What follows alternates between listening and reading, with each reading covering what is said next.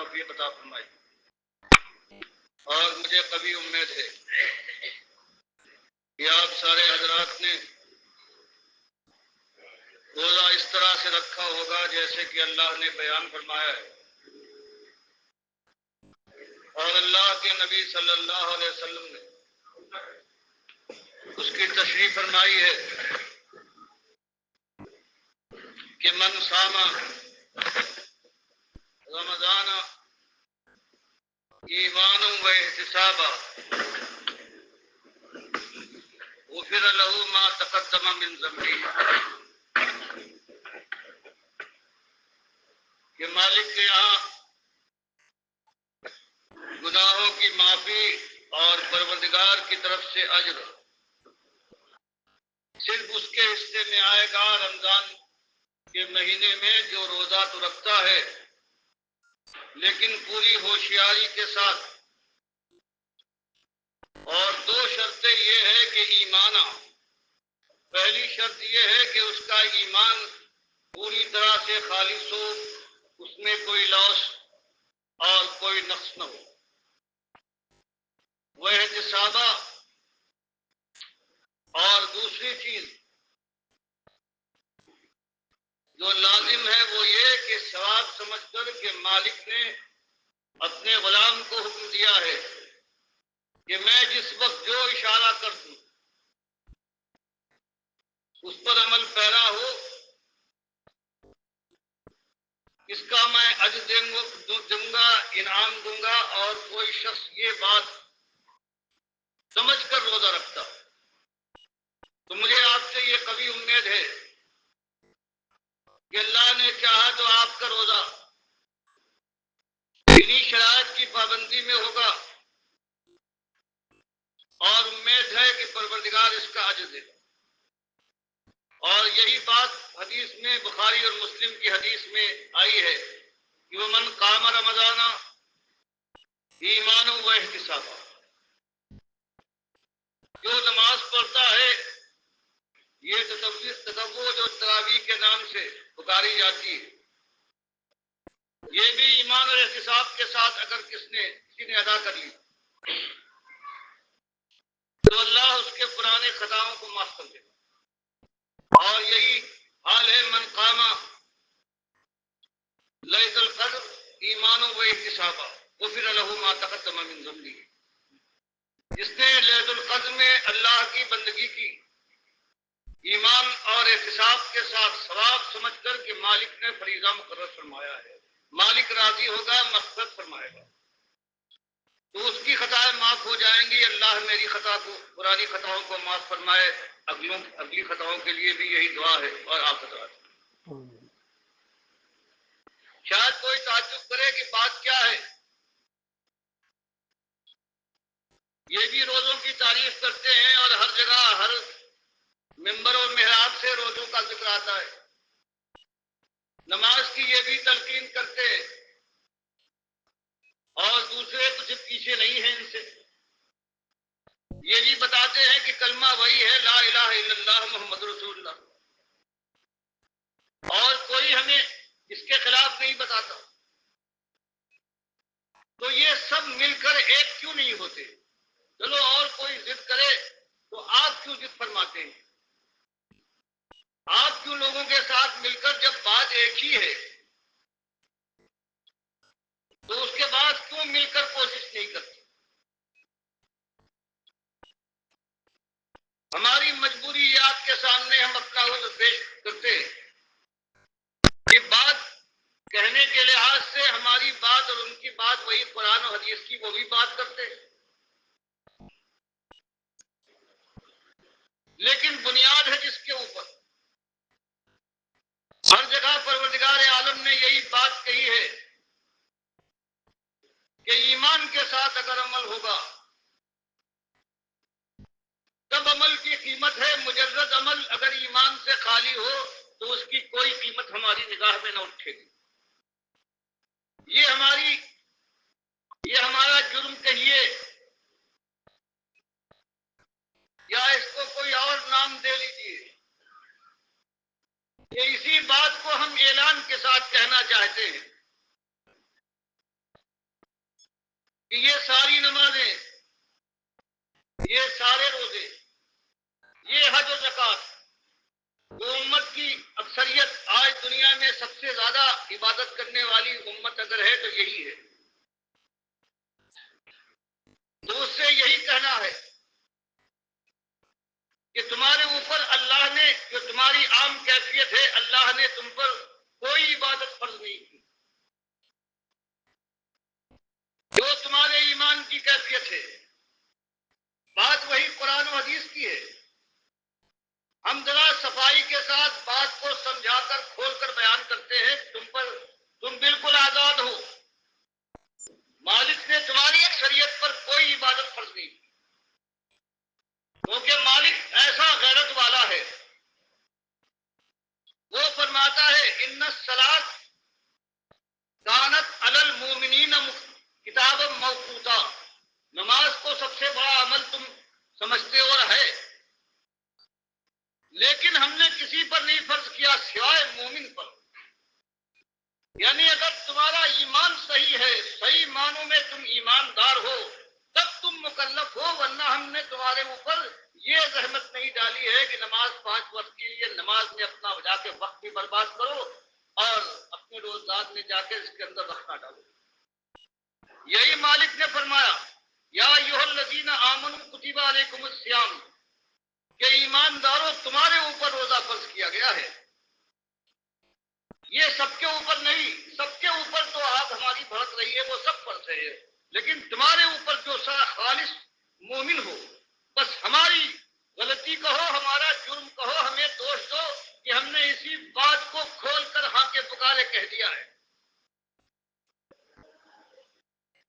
کہ تمہاری اکثریت پر جب تک تم ایمان نہ لاؤ اس وقت تمہارے اوپر کوئی چیز فرض نہیں ہے. مزے کرو، کیوں برباد کرتے ہو اپنی جان کو کہ عاملتم ناصبہ تصلی نارا حامیہ. عمل بھی کرو، تھک بھی جاؤ اور اس کے بعد جہنم کی آگ میں جھونک دیے جاؤ، کچھ مزے بھی نہیں اڑاتے. یہ ہمارا کہنا ہے اور یہ لکھی بات ہے، کھلی بات ہے کہ ہم تمہارے سامنے کہتے ہیں جہاں آج تم مسالک میں بٹے ہوئے ہو،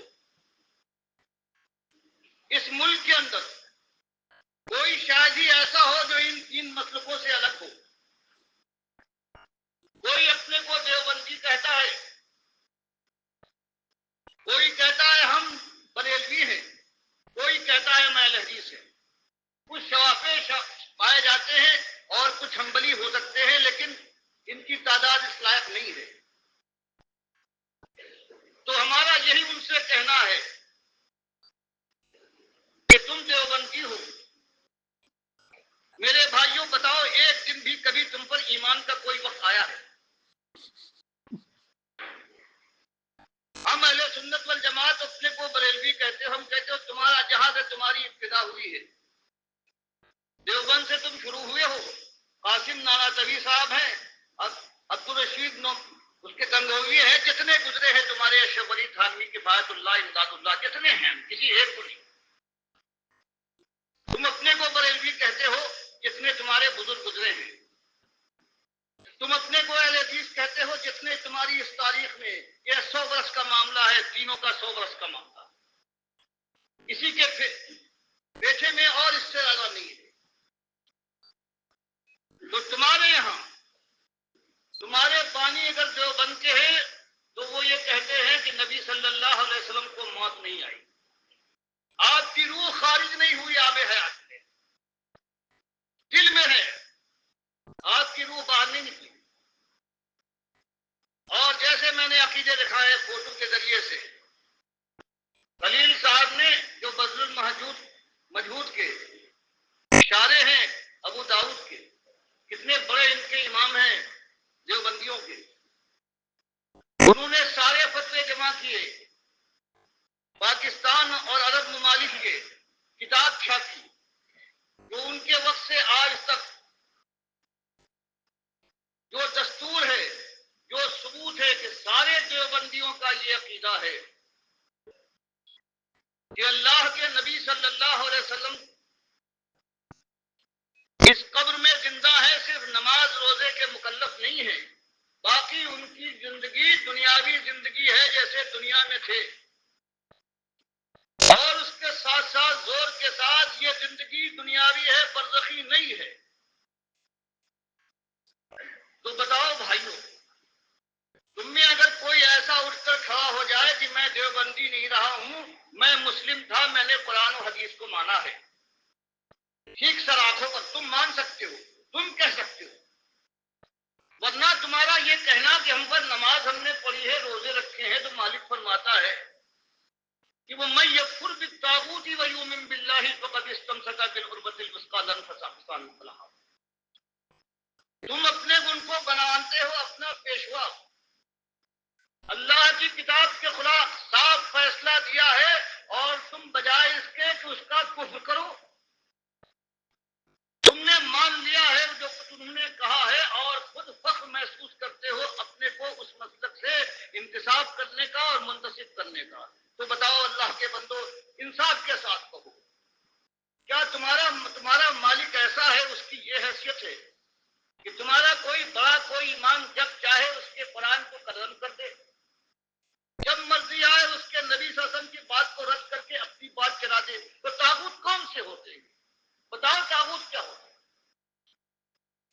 اور اللہ قرآن میں فرمائے، ابھی وہ زمانہ نہیں آیا تھا جنگ کا، سورہ نحل میں مالک فرمائے کہ تمہارا یہ ایمان خالص لا الہ الا اللہ محمد رسول اللہ کہہ دینا، یہ ہماری نگاہ میں معتبر اس وقت تک نہیں ہے جب تم لات اور عزا اور منات کا انکار نہ کرو۔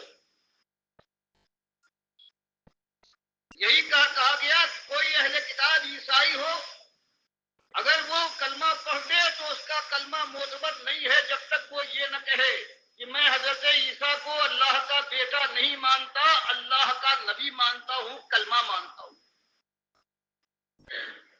اور یہی فرمایا کہ جب کبھی میں نے کوئی رسول بھیجا ہے اس نے یہی بات پہلے کہی ہے، کبھی ڈھکی چھپی بات نہیں رہی کہ اللہ کو مانتے ہو، خوش آمدید، لیکن جان لو کہ اس کے بعد جو طاغوت ہیں ان کا انکار کرنا پڑے گا۔ اب دو کی غلامی تو نہیں کر سکتے، اس نے تمہارے مالک کو جھوٹا کہا ہو، مالک کی کتاب کو رد کیا ہو، وہ تمہارا دشمن ہو سکتا ہے، دوست تو نہیں، ولی تو نہیں ہو سکتا۔ اگر تم اسے ولی بناتے ہو تو مالک فرماتا ہے والذین کفروا اولیاءہم الطاغوت، کہ کافروں کے طاغوت ولی ہوتے ہیں۔ تو کوئی مومن کبھی اپنی زبان سے نہیں کہہ سکتا کہ یہ ہمارے ولی ہے، یہ ہمارے بڑے، ہمارے امام ہیں، جنہوں نے اللہ کی بات کا انکار کیا، اللہ کی بات کی بجائے اپنی بات پیش کی، اور آج تک دنیا اس کو مانتی چلی آ رہی ہے۔ تو ایک یہ طاغوت نہیں، طاغوت سے کوئی بڑی چیز یہ ہے۔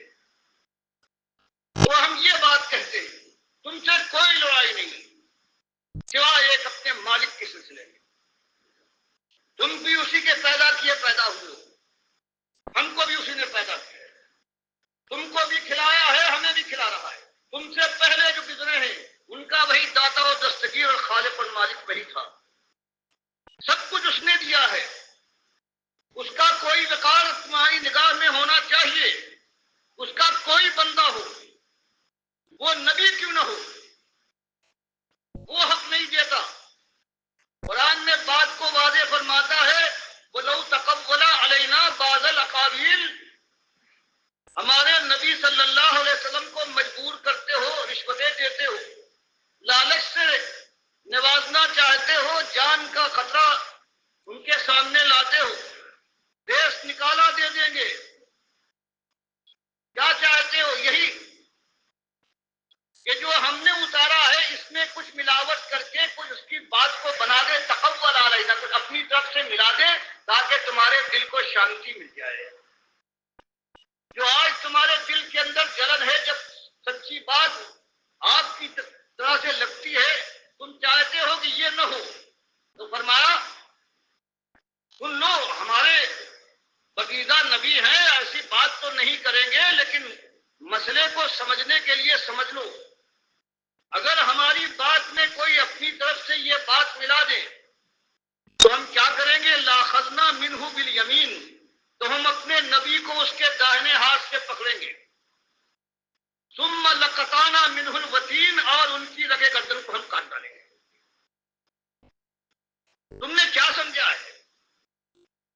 خالق اور مخلوق کے فرق کو تم نے مذاق سمجھا ہے؟ یہ ہمارے نبی ہے، قرآن فرماتا ہے اگر یہ کریں اور تمہاری شہ پر تم کو خوش کرنے کے لیے اگر انہوں نے یہ بات کی تھی،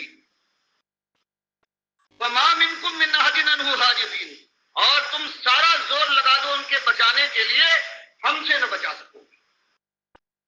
تو بتاؤ اللہ کا فرمان یہ کہ ہماری بات کے خلاف کوئی اگر بات لگا دے تو اس کے بعد کوئی ہو ہمیں اس کی پرواہ نہیں ہے۔ یہ اور ہماری سنت ہے کہ پیغمبر ہمارے انبیاء ہیں، ہم ان کی حفاظت کرتے ہیں، ایسی بات ہم سے نہیں لگاتے۔ لیکن سوچ لو بات ایسی ہے، اور آج اس دنیا میں ایک مسلک کے آدمی اور سارے اس کے بعد جو عقائد بنائے گئے ہیں سارے اس کے اندر یہی ہیں کہ ہم قبل سے فیضان کے قائل ہیں، لیکن جیسے خاص کرتے ہیں، خواص اور عام کا طریقہ۔ یہ آواز ہے ڈاکٹر مسعد الدین عثمانی رحمۃ اللہ علیہ کی رمضان المبارک کے مہینے کے حوالے سے کہ دیکھو خوشخبریاں کس کو سنائی جائیں رمضان کی، یہ بڑی برکتوں والا مہینہ ہے، سارے جتنے فوائد ہیں یہ مومنوں کے لیے ہیں۔ اور آج امت مسلمہ ہے یہ فرقوں کے اندر بٹ گئی ہے، کوئی بریلوی ہے، کوئی دیوبندی ہے، اہل حدیث ہیں، سلفی ہیں، حنبلی ہیں، یہاں سعودی ہیں، سارے کے سارے شرک کے اندر ڈوب گئے۔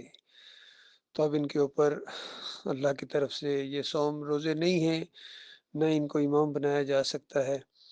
پہلے ایمان درست کرو، ایمان خالص ہونے کے بعد پھر اللہ تعالیٰ صلات قبول کرتا ہے، قیام اللیل قبول کرتا ہے، لیلۃ القدر کی عبادت قبول کرتا ہے، اور پچھلے سارے گناہ اللہ تعالیٰ معاف کر دیتا ہے۔